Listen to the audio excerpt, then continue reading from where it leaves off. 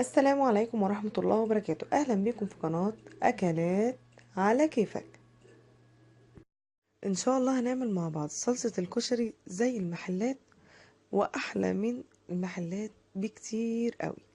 يلا بينا بقى نشوف المقادير والطريقة والسر اللي يخليها تطلع زي المحلات بالظبط. يلا بينا. طيب بالنسبة للمكونات، أول حاجة عايزة أقولها إن احنا هيكون معانا معلقة كبيرة من الثوم المفروم، وعليها فلفل رومي مبشورة ناعم خالص.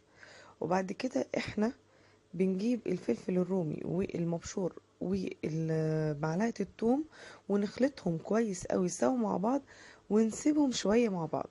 كل ما يبقوا شوية مع بعض كل ما يديني طعم احلى بكتير.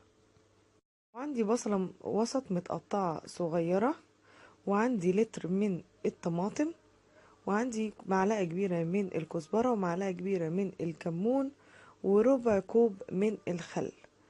ويا ريت نستخدم، لو نقدر نستخدم خل يكون نوعه كويس زي وادي فود، بيدي طعم حلو قوي في الاكل. على النار بقى احط الحلة بتاعتي وعليها معلقتين كبار من الزيت او 3 معالق، وبعد كده هنزل البصلة وهقلبها وهسيبها شوية لحد لما تدبل. وبعد كده هبتدي ان انا انزل الثوم المفروم مع الفلفل الرومي المبشور، وهقلبها تقلبتين مش كتير. انا مش عايزه الثوم بتاعي يتحرق، بس لغايه لما احس ان ريحه الثوم مع البصل طلع معايا كده وبقى جميل.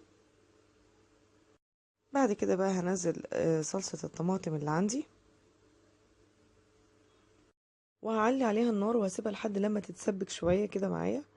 لو الطماطم لونها مش حمرا قوي ممكن نحط معلقة من صلصة، معلقة كبيرة من الصلصة.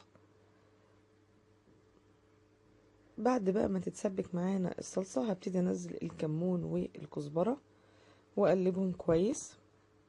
ابتدي بقى انزل رشة السكر اللي عندي، يعني حوالي نص معلقة صغيرة من السكر. وبعد كده انزل الملح، طبعا الملح حسب الرغبة زي ما انتم عاوزين. وبعد كده انزل ربع الكوب من الخل، بس طبعا هكون النار عالية جدا. وبعد كده اروح طافية النار على طول، مش هستنى شوية على النار. خلاص بقى دي تكون اخر حاجة هي الخل. وبكده نكون عملنا احلى صلصة كشري. جربوها ان شاء الله هتعجبكم قوي، وبالهنا والشفا. وبكده نكون خلصنا حلقة النهاردة. ما تنسوش اللايك والشير والاشتراك في القناة وتفعيل الجرس حتى يصلكم كل جديد. والسلام عليكم ورحمة الله وبركاته.